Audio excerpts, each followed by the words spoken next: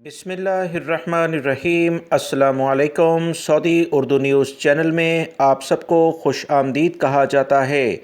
Saudi अरब के अहम इदारों की जानिब से वो गैर मुल्की अफराद जो सऊदी अरब में कवानीन का एहतराम नहीं करते और उसके बाद इन्हें गिरफ़्तार किया जाता है और सऊदी अरब से तरहील यानी जेल के ज़रिए डिपोर्ट किया जाता है, ऐसे अफराद के बारे में नए कवानीन के लिहाज से क्या पाबंदी होगी, इसकी तफसीलात बता दी गई हैं। वीडियो में मुकम्मल मालूमात आपसे शेयर की जाएंगी।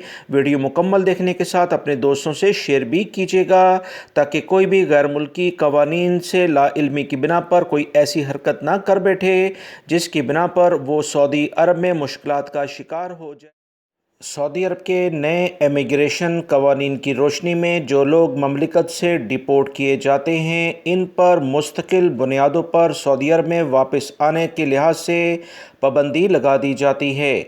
सऊदी अरब में अहम इदारे की जानिब से वजाहत की गई है कि डिपोर्ट होने वाले गैर मुल्की अफराद कानून के मुताबिक ममलिकत में किसी भी दूसरे वर्क वीज़े पर नहीं आ सकते हैं।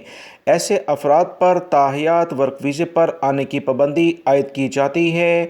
वो अफराद सिर्फ उम्रा या हज वीज़े पर वापस आ सकते हैं।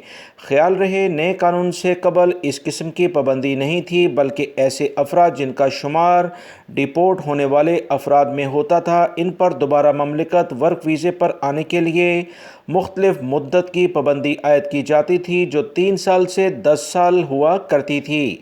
इस साल मार्च 2021 में नए इमिग्रेशन कवानीन के निफाज के बाद अब हर वो शख्स जो डिपोर्ट यानी तरहील किया जाएगा, जेल से सऊदी अरब से रवाना होगा, वो दोबारा किसी भी वर्क वीज़े पर ममलिकत में नहीं आ सकता है। ऐसे अफराद जो डिपोर्ट होते हैं, इन पर ताहियात पाबंदी लगा दी जाती है। वो सिर्फ उम्रे और हज के वीज़े पर आ सकते हैं।